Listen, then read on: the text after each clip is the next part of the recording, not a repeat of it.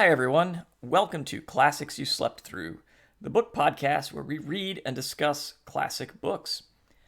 I'm your host, Kyle Davis, along with a girl who definitely likes to look at tombstones on the weekends, my sister, Meredith. How's it going, Mer? Pretty good. I've had a tombstone walk or two. Living near Philly, like Laurel Hill Cemetery, is gorgeous over the river. And during lockdown, I took Vince for a walk in the graveyard, just because it was like you could be free, just run. There were no cars. It's a different place. Just Trying don't to trip find his over gravestones, I guess. trying to find his great grandfather because Ben's grandfather's buried, and his grandmother's buried in the cemetery across the street. So try to find them, but like looking at all the little pictures on the tombstones that are carved out, all the people. You know what I'm saying? Yeah, I know what you're saying. I enjoyed it. Okay, all right. We have some famous gravestones around here. You know, we have Molly Pitcher's grave is near us. It's Very, true. as a former artilleryman, that's very near and dear to my heart. And as a former resident of the Molly Pitcher Highway, I guess you more so than me. Again, very near and dear to us. There. What is her story? Why is it so near and dear to you? She was hit with a cannonball, wasn't she? Or she got missed? No. So her husband was a cannoneer, and it was like a hot day, and she would run pitchers of water back and forth to the guys, and so she earned the nickname Molly Pitcher. And at some point, her husband passed out, and she manned the gun. So For some reason in my head, I had it that Molly Pitcher did the thing with the water pitcher, but also for me, her claim to fame was that she was almost struck by a cannonball. And she may have been. I don't. I'd have to look at that particularly. In my little kid brain, I pictured like a cannonball, like she just went like whoop and like opened her knees and picked up her skirt and it like went through like a cartoon, and I was like, man, she's so cool. That would be very 1930s. So before the pod started, we were discussing Cuphead. That would be very 1930s animation of the legs going up. Yeah, I can picture that beautifully. Well, as much as I would like to discuss artillery and some artillery traditions around Molly Pitcher and whatnot, we are actually going to discuss Three Men in a Boat, this humorous travelogue of Jerome K. Jerome and his two friends, and possibly a dog as well, traveling down the Thames River in the late 1800s. And as we discussed last time, it's been a little while, but to refresh your memory a little bit, this is not so much a book as it is a series of humorous stories linked together with this trip down the river. So as we get into these 4 chapters, plot-wise, I think I can sum up the plot of these 4 chapters in guys continue down the river, they pick up George. That's pretty much they have a picnic. There's a picnic. Oh, that's true. That's true. They do have a picnic. I forgot that. Yep. But yeah, that's pretty much all that happens in these 4 chapters. And the bulk of what we're going to discuss are these humorous asides that Jerome gives us. So I guess we'll just kind of get into it. I picture this whole thing as like a stand-up routine. Like that's his shtick. He tells the story of him going down the river with his buddies and a dog. And through the monologue or whatever you want to call it, he's got the hilarious asides. And that's what's his the deal comedy. With weather reports? They're never right. Yeah, I mean it's totally what it is. Exactly what it is. Yeah. Girls in their dresses. Ladies be dressing. Yeah. They don't like to be dirty. All right, we'll get into that. All right, so we're starting off here in chapter 5. Oh, I guess there's a little bit more plot. Excuse me. So we have to wake up first. They have to wake up and leave. Right. So first we get this scene of the housekeeper, Mrs. P, waking everybody up. And so George originally had said, "Oh, I want to be up at like 6:30 or something, 6, and I'll get everybody up, and then they'll sort of go from there." But he slept in. So they're very, very late in getting started, and they're all mad at George for, they finally wake up, Harry and and Jerome, they finally wake up, or Harris rather, and Jerome wake up, and then they realize George is still sleeping. They're very upset with him. As somebody who does not like to wake up in the morning, I found this story quite relatable, as a lot of these stories are, which is kind of fun. And that's a theme that we've discovered here, the human experience. Even as we get into our modern world, we're actually not that much different than Jerome's world here in the 1800s. The quote that I pulled out, that Jerome offers the reader, hit real close to home. It said, "I don't know why it should be, I am sure, but the sight of another man asleep in bed when I am up maddens me. It seems to me so shocking to see the precious hour of a man's life, the priceless moments that will never come back to him again, being wasted in mere brutish sleep." I'm like, you don't mean that, Jerome. You're just mad because you're not asleep and he is. Exactly. And I think of that as like the mom who gets up with the kids. I was going to say that's my house, exactly. Like, and I'm why like, is he still asleep? How do you not hear? I would hold the baby monitor over his ear, and I'm like, how do you not hear this? This is occurring right now. No? Nothing? Okay. Yeah. Well, I will say that I'm very glad. So my wife read this book called Why We Sleep, and she is like, yeah, it turned her into like a sleep evangelist, right? Like, she just raves about this book. But it's something that I've been trying to tell her literally for a decade and a half that we've known each other. I'm not a morning person. And to her, oh, you just need to wake up. It took her reading this book. Me saying it means nothing. She has to read it from this author. We are genetically wired to either be morning people or night owls. And well, I am genetically wired to be a night owl. I can stay up all night and function fine. Whereas, 9:30 hits and her motor skills are done. She can't do anything. She can't speak. She can't talk. And so that has really helped, because she lets me sleep in now, because she knows, well, I'll be up till 10:30 or whatever doing the dishes, and it's okay. Yeah, but if she had found a different book that said the opposite, I'd be in trouble. Yeah, you've always been that way. I have. I don't know how you functioned in the military when they wake you up at weird hours, and I don't know. Did you do okay when you had to do like 36-hour shifts? Well, didn't you guys have to do that? So the secret of my military career is that I was only like in the quote unquote army for like 8 years, the first couple of years, right? Like, after that, I was in like the gentleman's office army that we just sort of, we come in and we do our thing and then we go home, and that's fine. I wasn't in like the field army, Yeah, so yeah, there was a few years. Years. So there was a few years. Well, I mean, I was lucky. My first assignment was in Korea, and the camp is very small, and so even if I wake up late, like, all I have to do is throw on my clothes and run out the building, and I'm where I need to be, so that's fine.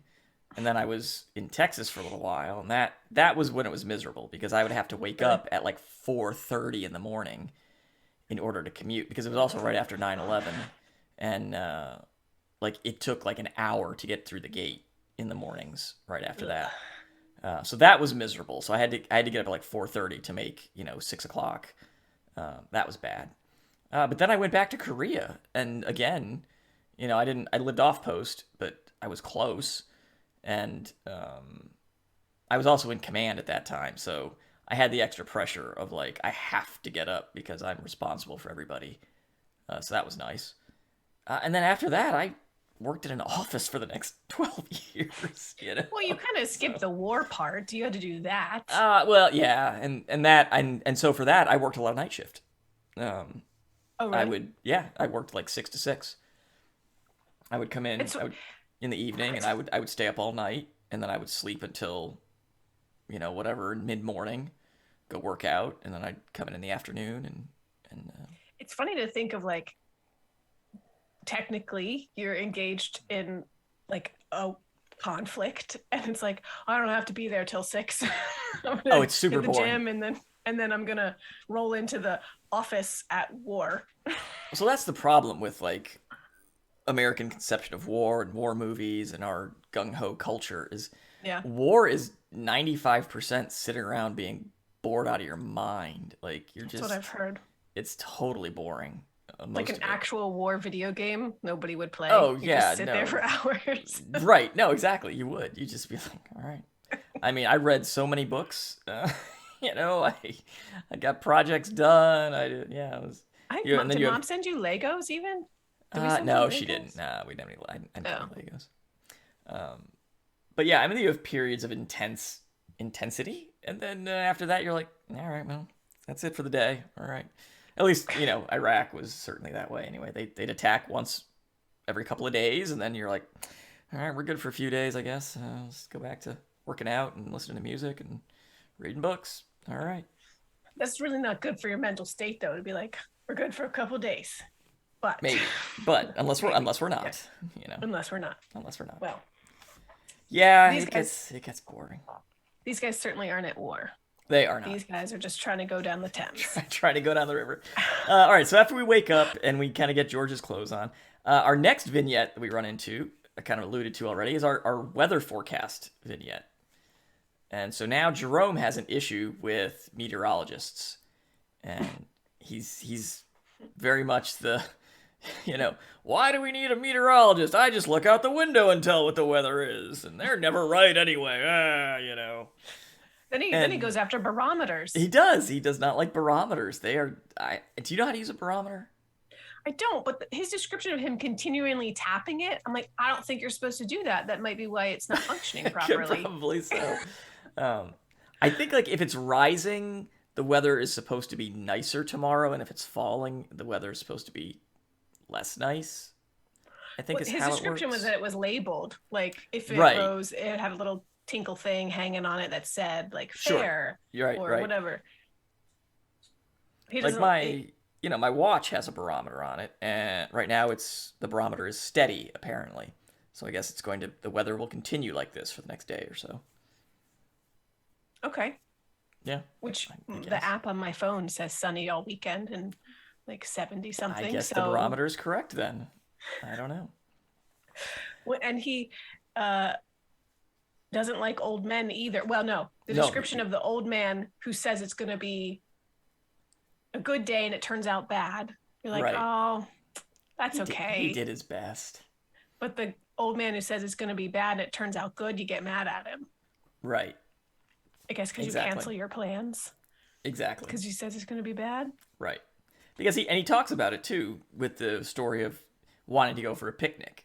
And he says, oh, well, the weatherman said it's going to be rainy. And he sees the people walking to get their picnic. Oh, haha, they're going to get wet, aren't they? And then they come back in the afternoon and they're fine. And he says, oh, okay, well, tomorrow the weather's going to be great, so I'll go for a picnic. And then he gets drenched. I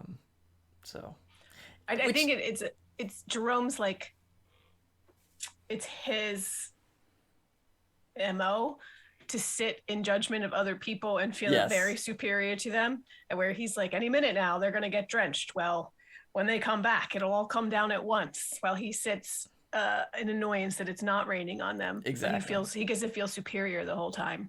Exactly.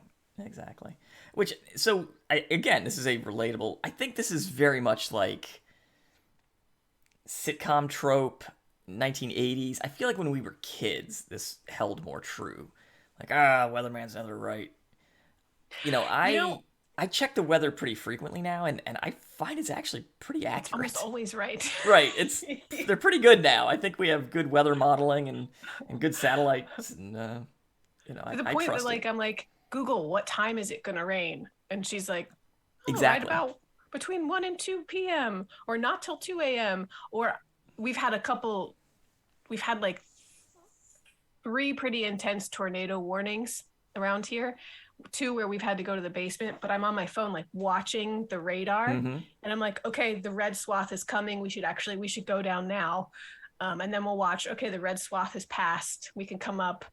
I don't know if you on the way up to Mom's, but if you were on the highway, you pass where a tornado just destroyed like a whole neighborhood. Everyone's got blue tarps on their roofs. The trees are ripped down. It hit the high school and it's wrecked. Like it was, the last one was actually pretty bad. It was 3 miles from here, but oh wow, no, I mean, I'd heard there was a touchdown, but we didn't get anything here, so. No, it was pretty bad for what it was like an F2, which that's legit, especially around here. Yeah, we don't usually get those. It's funny because I was reading this section a while ago, and I listened to older family members, being upset about the weather. They're never right. They're never right. And I was like, really? Because I think, but I didn't want to contest. I mean, I'm like, I kind of think they're always right. Weather.com has like 15-minute granularity and at this point for the hourly forecast, and it's like 12% chance rain, 15% chance rain, 18% chance rain. You're like, okay, this is more accuracy than I need here, Weather.com. Just give me like, I'm good with 10, 20, 30. We like to lurk on the Philadelphia weather person, Cecily Tynan. We like to lurk on her Facebook page because people will come at her like that, like, oh, you said it was supposed to be sunny and it rained. And she's like, she will come at them with the meteorology, like the truth about the forecast and how it's just a forecast and things change, but here it is, step by, and she does not shy away. Yeah, I love it. It's people are like, where's this climate, not the climate change, but they're like, we thought you said there's global warming. It's negative too. Where's my global warming? She just fires back. Yeah, I love it. Yeah. It's the thing is people don't understand numbers and percentages. I really enjoy 538, the politics podcast, and Nate Silver, and they're very data driven. And people still, to this day, oh, you said in 2016 that Trump wasn't going to win. And no, he said there was a 30% chance he would win. Like, in 30% of the scenarios, he would win. And it turned out that was one of the ones that hit. Like, that's not... it's percentages, people. Anyway. Yeah, I don't understand percentages either, but I will go ahead and trust those who do. There you go. All right, well, then we get into a discussion of their luggage and how much they have packed. And again, this is extremely relatable. So, I mean, I used to travel in my last job quite frequently. And, the first couple times, I would have, my suitcase would just be stuffed. And I would, I'll need this, and I'll need that, and I'll need that. And you just take too much stuff for a trip. And these guys... falling into the same trap. Ben always tells me, well, he's like, think about where we're going. I'm like, yeah, we're going to Atlantic City, or we're going to Chicago. He's like, and do they have stores there? Oh, yes, there you go. He's like, so if you need anything, do you think you could get it? I'm like, if there's something you absolutely need, right? But if I bring it, I won't have to pay for it. But the hassle of bringing it is worse. Yeah, it's miserable. He's right. I had a trip. One of my last trips, they told me, I said it was sort of open ended, and they said plan for up to 3 months, and I said what? Geez. I said no. This was a trip that I was like vehemently against even going on. I was like, you guys haven't even told me why you're sending me on this trip yet. What am I supposed to do when I get there? And there was no clarity. Surprise. Yeah, they were like, and I was like, all right, I will plan for 3 months. So I had 3 suitcases, I'm lugging internationally. I get there, and 6 days later, they'd say, okay, come on home. I'm like, okay, thanks, guys. What? Because I didn't, I was like, I told you guys this before I left.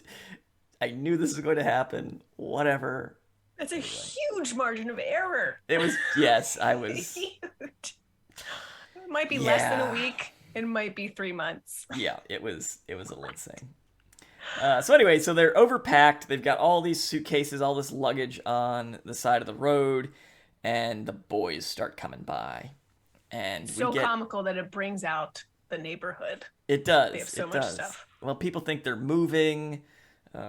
People are setting their sights on grabbing their stuff or getting into the apartment. But we get into a discussion about the grocer's boys and Briggs's boy, and just how they always hire the most terrible roustabout rapscallion boys, and honestly, his whole discussion, these kids just sort of laugh at them, and I don't know. On the like the Nextdoor app, I was. Have you ever gotten on the Nextdoor app? I have not, but Do you know what I'm familiar. talking about? I'm familiar. Okay, so somebody posted like, "Hey, our camera caught somebody rifling through our vehicle. They didn't take anything, nothing's missing, but somebody was rifling through our vehicle." And the comments were everything from like, "Oh, that's terrible, so sad," to "lock your doors, maybe." And then some of the ones sounded like they came out of this book, and it's like, "These hoodlums coming over to Chestnut Hill and rifling through our stuff." I'm like, did you really just use the word hoodlum? Yes. Hoodlum. Yes. That's still in your vocabulary? Like, these rapscallions. At least they didn't say thug. I mean, come on. Fair enough, but hoodlum? Like, yeah. Dude. Yeah. And, like, they went through the car but didn't take anything? And then there were all these, like, I mean, I don't know. What are you worried about? What they would have done. And someone was like, "Oh, there's a scam where they take pictures of your registration and then they change it and then they tow your car away." And what? I'm like, is that okay? Plus, people who still keep expensive electronics and loose cash, like cash. She had cash in her car and they didn't take it. It was still there. I have my Aldi quarter in my car. That's what I've got as far as cash goes. That's pretty much it. And a couple of change.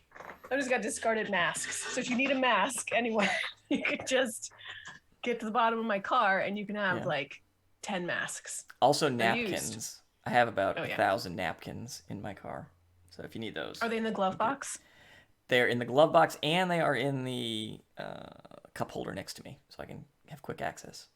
Yeah. Mom always kept a ton of napkins in the glove box, and I do that. I'll like stuff them in there, and Ben's like, "What are you doing?" Well. I'm like, "That's where you put napkins." He's like, "Why?" But and straws. I have a bunch of straws in there. Like I honestly thought about cleaning out the car this weekend. I was like, I really like. You open the glove box and the napkins cascade out. It's pretty bad. Like I think I have too many napkins in there. Anyway, so then they wait around for a cab, and very relatable. Hey, if you need a cab, there's never one. And I used to use cabs all the time overseas, and it's partially true. There have been days where I go outside the hotel and I'm waiting for a cab, and I'm just like, you know what? I'm just going to walk, and I end up walking for a half hour or so as opposed to waiting for a cab. But you have to know where the cabs come. Like they sort of have they go where there are people. And if you're somewhere where they don't, you generally pick up people. There's a flow to it. Yeah. Yeah. There was a couple of turns of phrase in here with Big's boy and like the stuff that they're doing that I looked up. So they've got all this luggage and people are like, "Are you moving? Where are you going?" And they say they're going to cross the Atlantic, and Big's boy says they ain't going to cross the Atlantic. They're going to find Stanley. And I was like, what does that mean? Find Stanley? I'm glad you brought that up. Yeah. Did you look it up too? I looked it up as well. All right, cool. Do you have notes on it? Because I was just going to go off the top of my head. Oh, okay. Yeah, go ahead. No, I don't have notes. Go ahead. It's supposed to be oh, hold on. I have to touch my microphone to do this because my notes are underneath it, which isn't smart. But I think it's referring to Henry Morton Stanley, who went to find David Livingstone, I presume, who'd vanished in the heart of Africa. So I guess, is it a joke that Stanley's gone to find Livingstone and now you've got to go find Stanley? Livingston. Dr. Livingston, I presume, which I remember from cartoons back in our day. Or my day, at least. Also yours. No. Yeah, Bugs Bunny. I can picture saying that all the time. Yeah. So going to find Stanley means you're like traveling up into the Congo. Also, there's the controversy whether Stanley was a good guy or a bad guy is really interesting because he helped to... I did not get into all that. He helped to colonize the Congo for the King of Belgium. Okay. And basically, Belgium just they left and destroyed the Congo. Like all the remnants of the Belgium colonization and all of that, like Congo is in bad shape because Belgium was crappy. Pretty bad. That's a terrible history lesson, but I learned a lot about the Congo on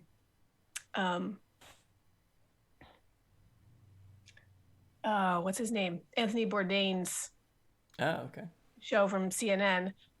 And he went to the Congo to try the food, obviously, but there's a ton of really good history, and they take a boat up the Congo, and it's a good episode. Anyway. Okay. That's who I think they're referring to. Yes, I believe so, yeah. Okay. And so there's anything to add? Just that turn of phrase at Dr. Livingston, I presume. As I'm doing my research, YouTube's got many supercuts of just throughout movie and television history of characters saying, so and so, I presume, like as just a phrase we know because this guy reportedly said it when he finally found Livingston. Why is it so famous? It's like, oh, you found him, and what did you say when you first saw him? Right. Oh, I said, Dr. Livingston. Dr. Livingston. They're like, genius, brilliant, or absurd. Yeah. Like, are we making fun of him, or is it just? I don't know. It's just like, a thing we all know. What else would you say? Well, yeah. I think it's cool that, like, if you had said to me, finish the sentence, Dr. Livingston, I would say, I presume, right? And here I am, 44 years old, almost, and I had no idea where that came from until I encounter, he's looking for Stanley. And I'm like, who the heck is Stanley? And I look that up, and, Stanley's the guy that went to find Livingston. All right. Fantastic. There we go. It's like, my life is just coming together. Makes so much more sense. It does. It does. There's one more in there. Did you catch it? What? One more what? One more turn of phrase in that particular scene with Biggs. Go ahead, please. So I thought it was really strange that when they leave, he says that, where is it? Hold on. I got to find it because I don't want to misquote it. Right. It's easy to find, though. Oh, it says that after they got all their belongings, they got the cab, and they got away some of Montmorency's friends who came to see him off, and they had to get away with an umbrella. They drove away amidst the cheers of the crowd, Biggs's boy shying a carrot after us for luck. And I was like, shying a carrot? I figured throwing, right? Why would someone throw a carrot for luck? What we know about Biggs's boy is not that he would wish these people good luck. Okay. Right. And so I'm trying to think, what would someone who you think is like a hoodlum, because Biggs's boys are always hoodlums, right, and they're making fun of you this whole time. So what are they doing? What's shying a carrot? And I have decided, because I couldn't find it exactly, I've decided he was giving him the finger, because like not physically throwing a carrot, but shying a carrot as like flipping the bird. Yeah. So I looked up the definitions of shying, and once you get like way down, to throw a swift, sudden movement. A jibe, Gibe. I guess it's jibe. A jibe or a sneer. And I was like, okay. Yeah. So if you throw maybe your middle finger looks like a carrot. Sure. Shying a carrot. So that's what I've decided it means. I bet you are probably right. I imagine he threw a carrot after him for some reason. But I think that makes much. Why would Biggs's boy be? I mean, he's a grocer's boy, but why would he be carrying a carrot and he would then throw it? Yeah, I bet you're right. Shying a carrot probably means flipping somebody off. For luck. Yeah. Right? For luck. I like that. It's almost shying a carrot at us. It's very like 1930s gangster, like, see, he's shying a carrot at me. You know, like, I like it. Just put a few holes in him. I'll ventilate him. You know, like. Anyway, all right. So then we've got trains. So then we talk about trains here, and they get to the train station. Nobody knows what train is supposed to be where. The signboard is confusing. None of the porters know, like, it's on 3 platform, it's on 4 platform, it's the upstairs platform. They go up to see the train manager. He doesn't know. The conductors don't know. So finally, they bribe the train man to take them to Kingston. And he's like, okay, sure, whatever. Some trains got to go to Kingston. Might as well be this one. Might as well be me. So it's just sort of a humorous, like, oh yeah, the train stations, they're confusing. Which I wonder how accurate that is. Like, maybe where's this train going? Wherever you want it to go. That's kind of creepy, honestly. Because trains have tracks, and they can't just like drive anywhere. It takes many people to direct a train to where it needs to go. The train conductor doesn't.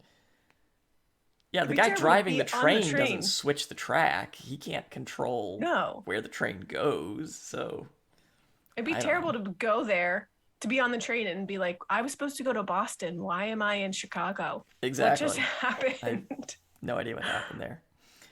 So that closes out chapter 5 and moves us into chapter 6. And this one,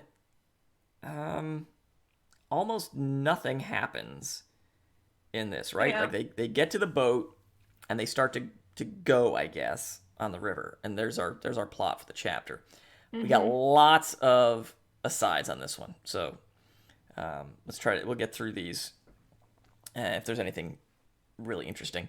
The first is, so they get to Kingston, I guess where the boat gets launched from. We just sort of get, there's a few of these. There's another one of these coming up in a later chapter as well. But it's just sort of a history of Kingston, which I guess is more interesting to a British reader. I was just like, okay, sure. They mention a lot of English personages that I have no connection to, and I did not bother looking up, honestly. No, me either. Because I was like, okay, these are familiar stories. It would be like if we said to someone from another country, it's just like the cherry tree, man. Like, what? We obviously know the story, but so I don't have much to say about that one. We segue a little bit onto oak staircases and about the shopman who has this beautiful oak staircase in his home, but covers it up with cheap wallpaper because he doesn't like oak staircases. He doesn't want to look at it. Yeah. Doesn't like it. And so this was the one quote I pulled from there, or the idea, I'm paraphrasing a little bit, that everyone wants what we don't have, and we have what we don't want. So... Yeah, and he goes in about lovers and children, and right. Women want to be married. No, they don't, but the old people die alone or whatever. Exactly. Yeah. Exactly. It's just sort of that idea that, the grass is always greener. You're always keeping up with the Joneses. You're always wanting something else, as opposed to just being satisfied and having what being content with what you have and making a go of it there. And so that sort of segues into that same idea in this story of Stivings from school, who's this uber nerd that just wants to study all the time, even when he's sick. It's hay fever in December. Yeah. He gets the flu in the summer. He's like, he hates being sick because it keeps him from his lessons, and the other boys are jealous that he's sick all the time because they want to get out of school. And, it's sort of a nice parallel with the very beginning of the book when we talk about how these, Jerome is sort of hypochondriac and thinks he has every disease, which, seeing as these guys are not really jonesing for work, could be why he doesn't mind having every disease. Gives him an excuse not to be. And then they always, and he says the boys who are never sick always seem to get sick on holiday break. Right. So he's not sick when he wants to be, sick when he doesn't want to be. Exactly. And that makes the other kids jealous. And so yesterday is kind of a nice parallel with yesterday. So yesterday, you saw in the live stream, I'm wearing my Red Cross shirt for giving blood yesterday. But so I do a Power Red donation whenever I do it. So that way they... What is that? That's you're giving like double units. So they take blood out, they remove the blood cells, they put the liquid back in, they take it out again, do it again, and then put it back in. So it takes a little, like 15 to 20 minutes. It's a little bit longer than just donating a unit of blood. But my guy that was hooking me up said, he made some comment that they love doing blood drives at high schools and colleges because the boys, the guys always sign up to do Power Red when they find out it takes longer because they can cut class longer. You know, there's some truth to all of this. Fair enough. You got like that special magic blood that everyone wants. Yeah, right? everybody can take it. O positive. So if y'all need blood, come get some. I got it for you. I'm A positive.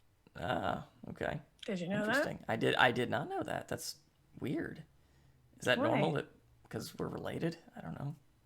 Well, mom and dad have different blood types, and then they made us, and now we have whatever we've got. Blood type. Interesting. That's weird. Okay. That's my lesson in genetics for you. There you go. So then we get into. I loved this. This one. The story out of the chapter that I loved. This one really got me thinking. We have the discussion of art and antique items, and he gets into sort of ruminations on what things of this day that are just sort of chintzy tchotchkes will people hundreds of years from now be digging up and going, oh, they made these beautiful porcelain dogs, and it's just some cheap crap. I can imagine, in the year 2520, there's going to be like half-broken Funko Pops in museums as like, valuable possessions. Yeah. This got real meta because his, here we are in 2021 reading his book, and he's making comments. Now he says the year 2288, which is still quite a ways off, but still the idea that he picked a year in the year 2000, and here we are in the. It's not that far off. No. Right. And did the China dog conversation make you think of mom and dad's like weird Welsh dogs that they got from Nana? Which I want, by the way, when it's my turn. Why do you want them? It reminds me of Nana's house. I don't know. Maybe you didn't go there that much. You probably didn't go there that much because they'd moved out probably by the time you were like old enough to remember stuff. Yeah, I don't remember I just remember the dogs in our house. Because they got married. Uncle Jonathan got married when I was 12. I was 8. Right? Yeah. So I was 8. So you would have only gone over to Nana's house a couple of times. So you probably don't have like super strong memories. You would have been 13 when they got married because I was 13. Wait, 8? Maybe I was 14. I don't know. Might have been 14 or 15. Nah, I wasn't 15. It was like 12 to 14, somewhere there. Anyway, but the point is, those dogs were on her mantelpiece, and I strongly associate those dogs with the house. I want them to take them to Antiques Roadshow. That's why I want. They probably are worth nothing. I mean, I love me some Antiques Roadshow. Man, I would watch that all day. I love it. Do you watch it? No, I don't. I don't watch television. You know that. But Antiques Roadshow is like, and then Golden Girls is on after, and it's great. Oh my goodness, you're kidding me. I mean, not on the same channel. Oh. I love those sassy broads. Yeah. They're the best. Wow. I actually did watch that a lot when I was a kid. Which, looking back on, I'm like, why did I watch that? It's still on. It's great. Oh, anyway. So he gets into this sort of commentary on what ordinary things of today will survive and be studied in the future. And, honestly, if you think about museums that we go to, I mean, what is it? It's a bunch of broken plates that I can only imagine bringing forward someone from the year, 500 or something. Like, why do you have my broken plate? Like, I made that. Sure some museum coordinators like, thank you. It's just a bunch of broken plates. Exactly. Yes. What is this?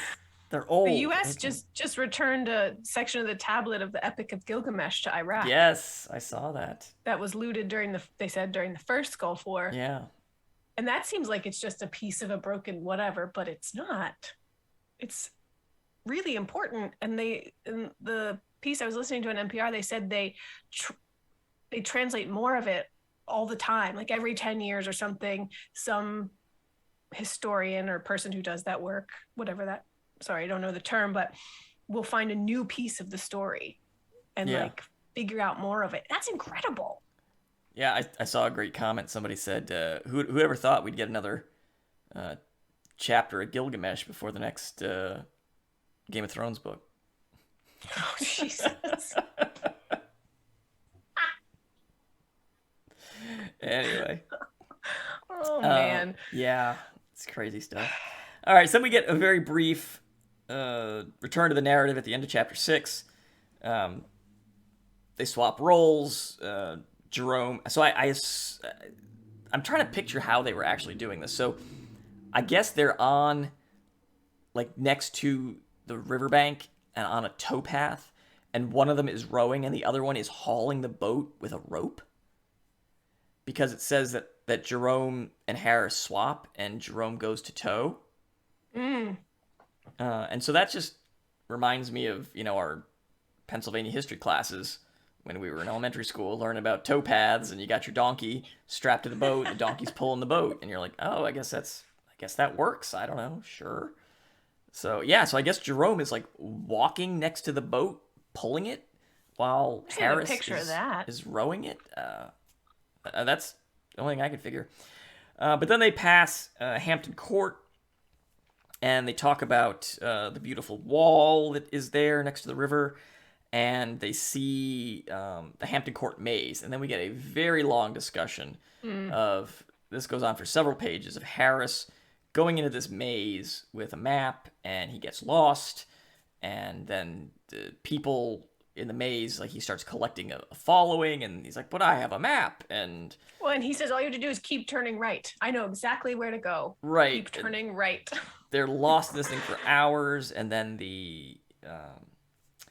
I guess the ticket window guy climbs up a ladder and is like, trying to direct him, and he's like, oh, let me come in, and then he comes in and he gets lost. And anyway, eventually they make their way out of this maze. But after this long story, they're like, you know what? When we pick up George, which I guess I had missed the fact that George was not with them at this point. He had to go to work. He went to work, right? Yeah, he's at the bank. So he's like, we got to hit George to go into the maze. That'll be fun. And that ends chapter 6, which, there you go. Have you ever done a maze or a... I did like a haunted corn maze once in like 2001. Oh, okay. Or something. At night, Halloween time, they do that kind of thing. At night? Ooh, I wouldn't want to do it at night. How would you find your way around? Get lost?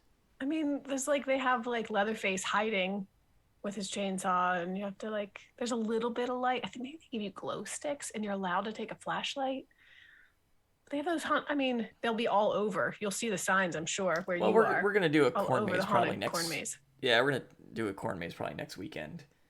I don't suggest you do a haunted one with the children. No, I don't want to do a haunted one. Mm-mm. But they give you a map, and as long as you track where you are on the map. Well, the point to their point is a map is great if you know where you are on the map. Exactly. That's actually one of the first map reading skills you learn is triangulation and figuring out how to figure out where you are on the map. But now we have GPS, and it's super easy. It's almost not even worth doing anymore. Unless your phone is dead or there's no service. Well, true. This is true. There's still plenty of parts of the country where there's no service, no internet. People don't think about that, but there are people who live in full-on dead zones. Well, that's where you get a actual satellite GPS as opposed to a cell tower. Fair, yeah. Phone GPS is generally it's not actually GPS. It's cell phone tower triangulation. So if you have no service, then you have no map. Actual GPS would shoot up to the satellites, and then as long as you have clear sky, you'll know where you are. Interesting. Okay. Yeah, but phones generally don't do that. Phones generally doing cell phone tower triangulation to figure out where you are. All right. So then, which interestingly enough, because they do that, I was overseas once and in a country where my phone did not have service, but because it would still ping the cell towers, my map still worked, and I found that very interesting. So anyway, it is. It's very helpful. It is. It was. I couldn't make a phone call. I couldn't use the internet or anything like that, but my map still worked because it would still ping the cell towers.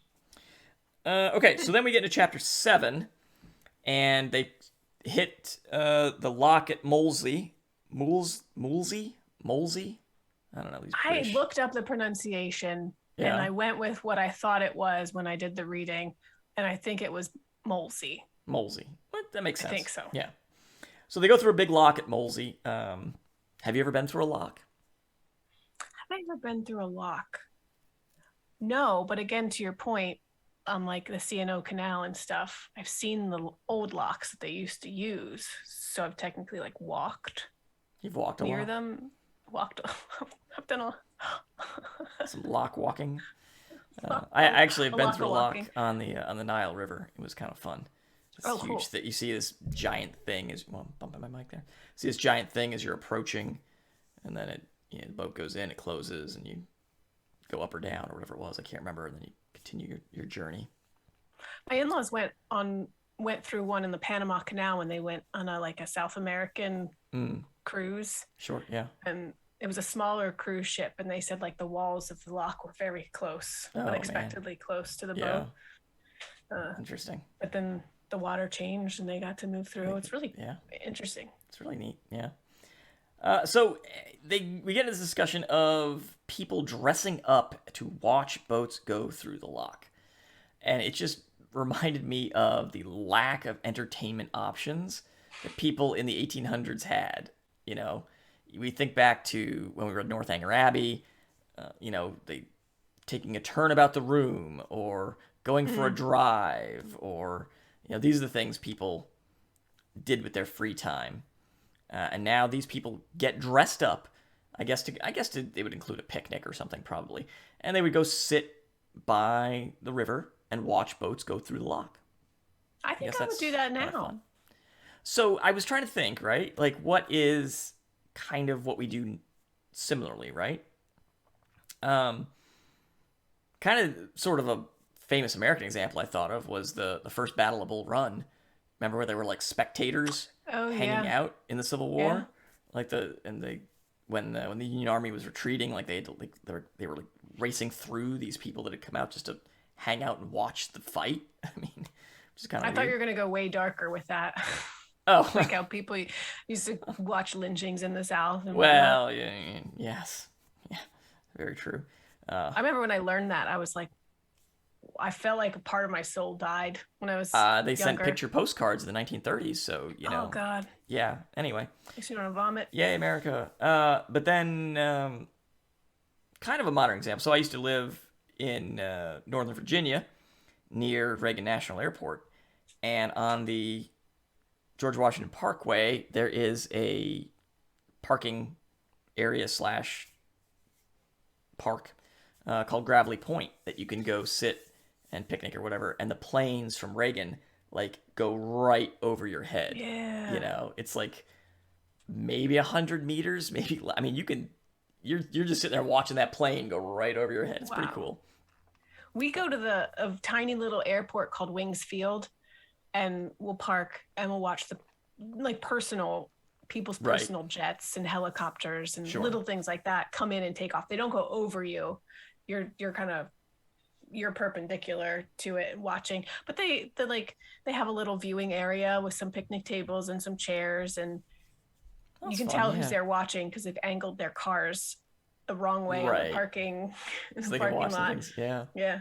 We like to watch the really rich people, like their car drives them right up to their their plane. And they just jump in, and their little dog comes with them, and they're on this gorgeous plane. And sometimes the one time we were there, Ben was like, "Oh, I wonder if that's Mr. Abramson," because from working in fancy restaurants, he's gotten to know he knows people.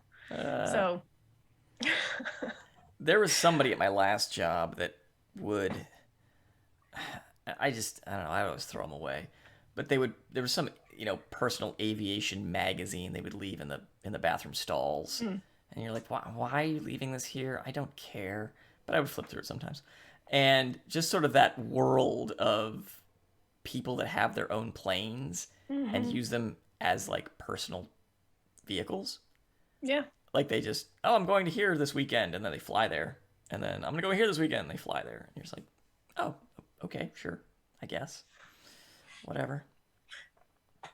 Makes me extra nervous. Yeah. Those kind of little planes, it's always like, oh, and so was flying his own plane, something went wrong. Died, yeah, exactly. All right, but then we get into this digression about fashion. These people are dressing up to watch the boats go through the lock. And I guess this is the only time men got to dress fun, because Jerome mentions about men dressing up in colors for a day on the river. So I guess when you work, you just wear the dark suit or whatever. But on the weekends, when you go to picnic and watch boats, you can wear red and yellow and wear a handkerchief instead of a belt around your waist. Yeah, I was very interesting. What? Like a belt is there to hold your pants up. Sounds so fancy. How long would this? That's not a handkerchief. That's a scarf at that point. It was a scarf. Yeah, I mean, anyway. Jerome also has some opinions. He does not like the way Harris dresses. No, not colors. Oranges or yellows. No. Goodness, that's not Harris's complexion. His complexion's too dark for yellow. Right. It doesn't suit him.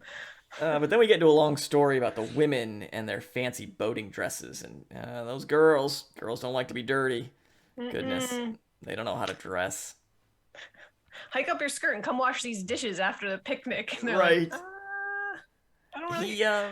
He sort of alludes to maybe the guy was being a little... It's like, no, I'm going to think nicely of him. He was just he was too naive. He was too gentle to, like, try to get these girls to strip, I guess. Or, like, show some ankle. Or at least wash the dishes. Be like, everyone has to wash dishes, ladies. Come on now. Yeah, he gets them laying down on the ground in these fancy dresses to get into the... He says something about how much fun it is to wash the dishes in the river. Okay. I didn't even think about he might be trying to be like licentious about it or dirty about it. I just thought he wanted the dishes washed. Oh, no. Jerome says, he says, what did I miss? Maybe he like starts to allude. He almost says that he was trying to be a little dirty. And then he goes, oh, no. But he was too naive. Of course he was just making them wash the dishes. He kind of hints at it and kind of titillate the reader and go, whoo. Oh, I see. Because they have to like literally the picture. They have to like hike their skirt up, and then they have to like literally bend over into and down the. Yep. Yeah. Of course, that's what he was doing. That's what he was doing. Of course. Yeah. So then we continue down the river a little bit, and Harris says, "Hey, we are getting to Hampton. I want to go see, Mrs. somebody or other's tomb. Mrs. Thompson's tomb? Yeah, Mrs. Thomas. Mrs. Thomas. I want to see Mrs. Thomas's tomb, because Harris is apparently into tombs. I guess that's a thing people are into. And... Again, lack of entertainment. Yeah, I'm just going to go look at funny tombs. And so, Jerome asks him, well, who's Mrs. Thomas? I don't know, but I heard she's got a good tomb to go look at. I want to go look at it. So, did you look this up? I didn't look up Mrs. All right. Thomas's tomb. Well, if you are on our live stream or you're watching us on the YouTube, here, let me show you it's going to get exciting, Thomas's folks. tomb. So this here is Mrs. Thomas's tomb. Oh, wait a sec. Oh, that did not go well. I got to close that. Okay. All right, so there you go. So there is Mrs. Thomas's tomb. And you have to be looking at our stream. Yeah, you see it on the stream. So this is Mrs. Thomas's tomb, and in looking this up, there's a historian who had written a book about the Thames and I guess sites along the Thames. He mentions Mrs. Thomas's tomb and says that there's actually very little funny or remarkable about it. It's just sort of there. So it's sort of a mystery why Jerome would have, or the people of Jerome's day would have thought this tomb interesting, because the tomb expert was kind of like, it's sort of a regular tomb. There's nothing weird about it. I don't know. I mean, it's very fancy. Yeah, it's got some writing. It's got two people sort of lounging on it. So if you're not watching us on YouTube, and you really should be, so, search Classic Scepter on YouTube, smash that like and subscribe button, and check out these cool pictures that we show. But if you look it up, it sort of looks like an arched doorway or something. And then in the front of it, there's a person reclining, and then a person sitting in a chair. They've got sort of a vase or something, an urn in between them, and then the pedestal on which this sculpture has a large inscription. I did not read it, but that is Mrs. Thomas's tomb. I didn't get that far into it. But anyway, that is Mrs. Thomas's tomb.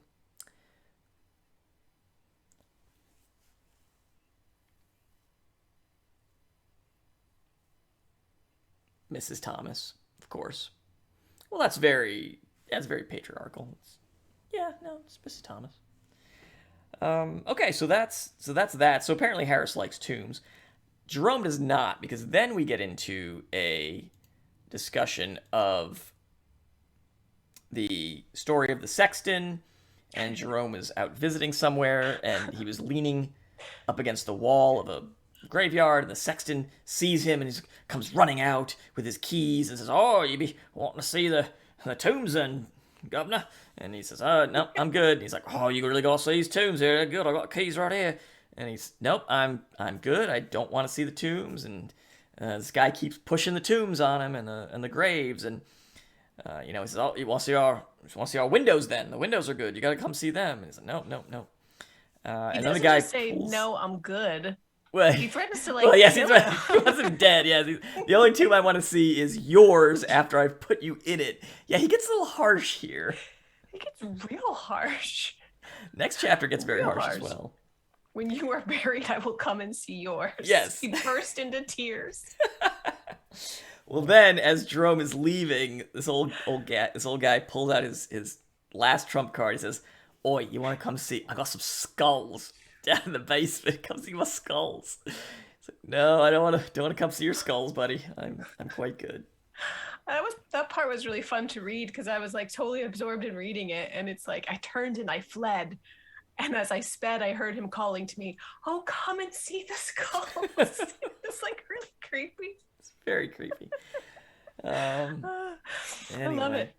So we do get a mention of George here, that he's working at the bank, and then Harris is thirsty and wants something to drink, but they don't. He's like, "There's no pubs here. Look, I got some lemonade concentrate and some water. Mix that up. You can get yourself a drink." And that's. Then he flew off about the lemonade and such like Sunday school slops as he turned them, ginger beer, raspberry syrup, etc. He said they all produced dyspepsia and ruined the body and soul alike, and were the cause of half the crime in England. Yeah, he doesn't like non-alcoholic beverages, whiskey. Apparently. Yeah. Hurry. All right. Well, that gets us into chapter 8, the final chapter we're discussing today. And I guess the only thing that really happens here is the guys stop for some lunch. Yeah. So they stop on the riverbank to have some lunch, and now we get into... It was a trespassing incident, right? Someone's like... They get shaken down for some money. "Did you know you're trespassing?" And they're like, "Actually, we didn't actually come to a consensus on that yet, but if we're trespassing, let us know." And he's like, "You're trespassing." You're trespassing. And they shake him down. And and we learn that Harris is like an intimidating figure of a man, apparently. He's a size 1 man or something, or what's he call it? That's a phrase I didn't know. Or he's of number 1 size or something. Anyway. But yeah, so apparently these guys, Jerome says it's probably a scam, and he kind of pushes back, and he gets into sort of a little aside about wishy-washy people, that when somebody comes up shaking them for money, you just give in and give the guy money. And, you have to have a little bit of spine. I mentioned we lived overseas a lot, and one of the things that they'll do at tourist traps overseas is, postcards or things. Kids will run up to you and like literally shove them into your hand. And as soon as it's in your hand, like then they want money for it. And so just being like, "Nope, not doing it." You just drop it, or you just keep walking and just, ignore. But, a lot of people go, oh, and they, pay for it, obviously, and overpay for just whatever. Of course, if it's a little kid, that's like the number one, after watching Slumdog Millionaire back in the day and seeing what they did to the little kids in that movie, fictional or not, it makes me really sad. Yeah, it's little tough. tourists Poverty kids is terrible. Well, moving on. Yeah. Anyway, so then he has some complaints. He has some complaints about landowners on the river and how they are like gunking up the river and taking it as their own, in so much as they like draw chains across it and prevent people from using the river. So the river should be for all is his thought. I had to look up riparian, meaning people that own land along a river. Very specific word. Like you have a word for someone who owns land along the river. I would like to be a riparian someday. A riparian proprietor. They are people that own land along the river. Yeah. Huh. So Harris, he is really angry about these guys. Like he wants to murder them, their family, their relations, their friends, and then he's going to go sing a comic song afterwards. And Jerome kind of has to talk him down off the ledge, and eventually just works him down to, all right, I won't kill their family, friends, and relations. I'll just murder them and then go sing a comic song. Which is our segue into the story about comic songs. And so going back to our theme of lack of entertainment in the 1800s, you're at a party, you're hanging out at somebody's house, and somebody just says, hey, I can sing a comic song. And I can only imagine nowadays if you're like hanging out, watching a football game or something, or having a dinner party, and somebody stands up and says, I can sing Grandma Got Run Over by a Reindeer. Oh, please don't. Like, let's not. But we've gone like totally opposites. Like, do not stand up and perform live. Yes, please at a friendly gathering. But these people are like super excited. Like they call their friends from upstairs like, hey, Harris is going to sing a song. And apparently it's a song they all know because they're excited to jump in on the choruses. And so it's not like he's coming up with this novel thing that they're going to laugh about. He's singing something that is known. I looked this song up too to read it. Okay, I was going to ask, did you? I tried to sing it. All right, I was going to play it if you hadn't looked it up. Yeah. Oh, do you have it ready to play? I have it ready. We will probably have to cut it from the actual podcast. So if you're listening on the podcast, there's going to be a bit of a dead space here. Well, not dead space, but there'll be a time jump. A couple seconds. That's allowed, right? A time jump. And then, perhaps we'll see. And then I'll put the actual song in the show notes. But yeah, so here is a little bit of the song that Harris sings, the judge's song. It's going here. Is it going? Because I don't hear it. You don't hear it? No. Okay, it'll be in the podcast. Well, what good does that do me? Okay, it doesn't do you any good. All right. Well, this part of the podcast will get cut anyway. So here, I'll just. But if I share. On my phone. Yeah, if I share. Yeah, I'll just play it all messed up. There you go. Here, I'll put it into the chat for you. There it is. Was it this one? Oh, I didn't do the actual live version one. No, I just did the static one with the very creepy looking cover. Anyway. All right, so I'm going to bring it back in here.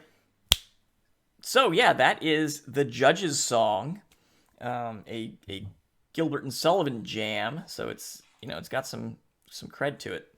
So again, check the show notes down below, and if you want to listen to this wonderful ditty that Harris attempts, but apparently mixes with some other Gilbert and Sullivan songs from HMS Pinafore. He talks about the Admiral's song and whatnot. So Harris just mixes up a bunch of Gilbert and Sullivan music to the point where we get to this long vignette of the pianist gets very upset and eventually leaves, and they get a second person to play, and Harris blames them for making the songs wrong. Well, if that wasn't enough comic song that wasn't funny enough for you. Storytelling. Now we have a story about the German students, and they tell the people, "Oh, hey, if you guys want a comic song, and I have to think this is a joke name, Herr Schlossenbochen." I call him Schlossenbochen. Schlossenbochen? Herr Schlossenbochen. That has got to be like a funny name, right? It's got to be like a jokey German name. That can't be a real name. They say, oh yeah, Herr Schlossenbochen, he definitely sings the best funny song you will ever hear. Let's get him to sing it. So they bring him in, and he starts playing, and of course the people don't speak German, or their German is rusty, and so they're all sitting there watching the two German students who conveniently are behind Schlossenbochen, and they start like laughing and giggling and chuckling through the thing. So the people take their social cues from them, and they laugh and giggle and chuckle through the whole thing until he gets to the end of the song, and there's this uproarious laughter, and he is just steamed because he has told this sad German tale about lovers who die, and then their spirits, they meet each other in the spirit realm, but she jilts him and goes off with another spirit, and he's still... Oh, I thought he jilted her. One of them jilted the other. I can't remember. One spirit jilts another spirit and goes to hook up with a different spirit. Yes. So that's a great thing we have to look forward to in the spirit realm, apparently. Can you do that? That's great. I guess. No, it's not great. He's very mad about it. But the German students have split, so... in our readings, anyway, this is probably the first instance that we have come across in our classic books of trolling. So that's excellent. Ooh. Yeah. I've been around since the beginning of time. Exactly. When Eve first trolled Adam. Here, yeah. It'll be fine. Have this apple. So then we talk about... then we get a little bit of a vignette of him talking about rowing against the current as they get up into the locks. And then this is the other sort of very British, I kind of glazed over at this point, where he just talks about various places on the Thames. So I think this is where it's more Lonely Planet travel book section. I don't think this was humorous or meant to entertain so much as to sort of be a, oh yeah, and if you take a trip on the Thames, because as we mentioned in our opening episode, after this book was printed, boating licenses on the Thames shot up exponentially. Like there was a huge increase in folks that wanted to take a trip on the Thames. So I suppose they've read this book. He mentions all these various historical places and things on the river, and people are like, hey, I want to go check that out. Which I very much. That's what I was wondering. What are people wanting to do? Would you go on a river cruise? Would I? Yeah. Or would you want to boat yourself? I don't swim, so the water doesn't have a whole lot of appeal to me. I think the only river cruise I've done, I think, was when I went on the Nile. Well, no, we just went, Mom and Dad came down the other weekend, and we did the little Spirit of the Susquehanna or whatever on... oh, did you?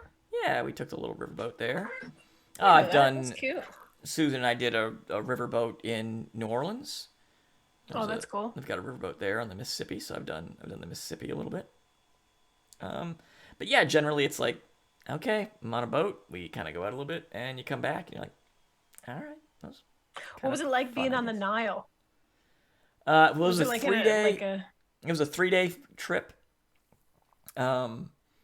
It was very tiring because they stop and you have to get off at literally every like ruins and temple, and by the second day you're like, I've seen enough. I just want to chill on the top deck and enjoy being on the water. I don't want to have to like get off again. And Susan was very sick. Like she was like throwing up and stuff, and she like didn't want to get off on one stop. She's like, no, I'm throwing up. Like, I'm not getting off here. I'm staying in the room. They were not having that. They wanted her off that boat. Yeah. Well, because that's where you get hit up by all the dudes selling you the trinkets, and that's how they make their money, by getting you through all the tourist locations. Did they make her get off?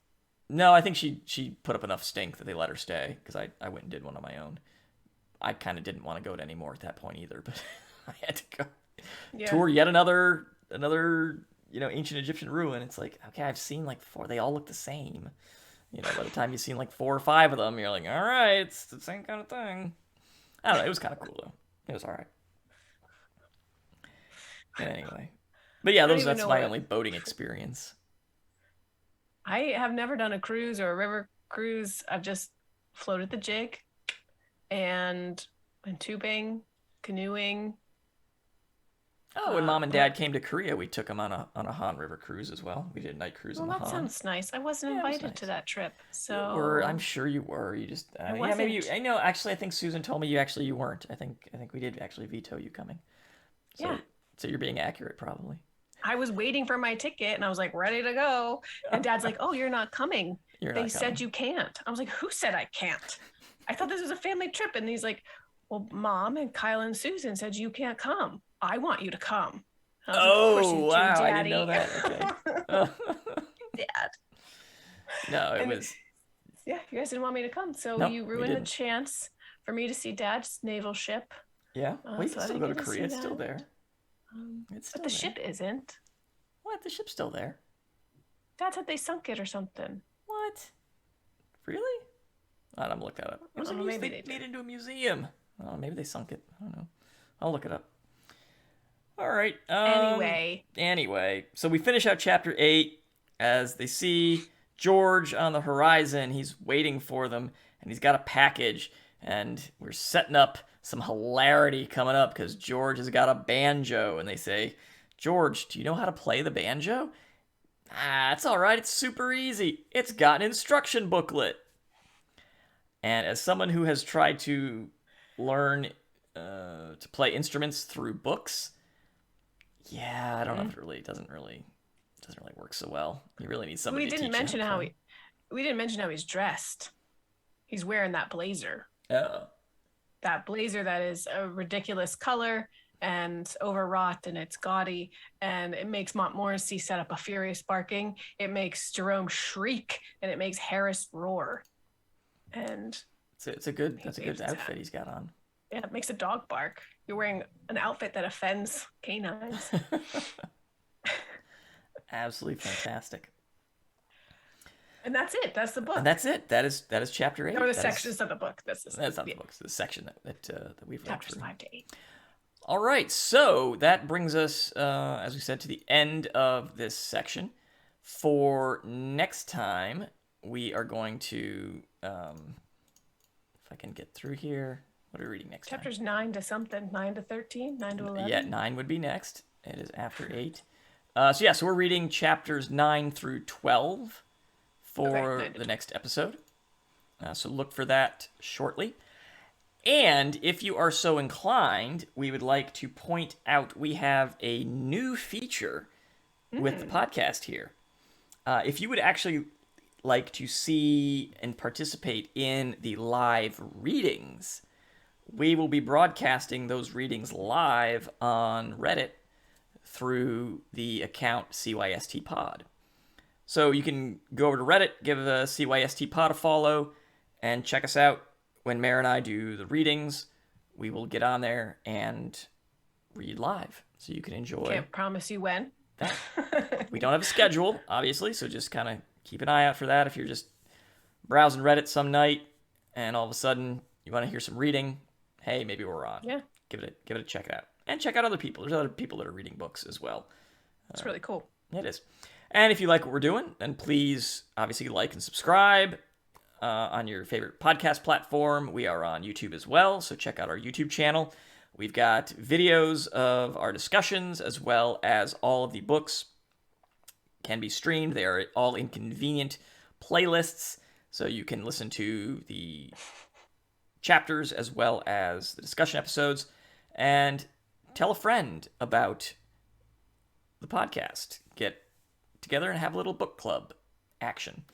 You can also follow us on social medias. We are CYST Pod on Twitter, Instagram, Facebook, and now Reddit as well. Yeah. And with YouTube, obviously, just search for Classics You Slept Through. The link is also in the show notes, so you can just find our YouTube channel that way as well. All right. Nice. That is about it for this week, I think. Do you have long enough, right? Anything else that you want to discuss, Mare? Anything else you want to say? No, I think I'm going to save some of the things that I want to discuss for like maybe when we do the wrap up as we get more into our characters. Okay. That sounds good. I'll save it. Because we've got, what do we got, 2 episodes left? I think so. Do we have? Oh, 3. We have 3 more episodes. Ooh. 3 more episodes left. Gotta get on it.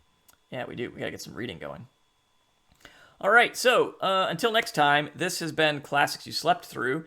The student parking lot is being repaved next week, so please make sure you know your bus assignment. Peace. All right.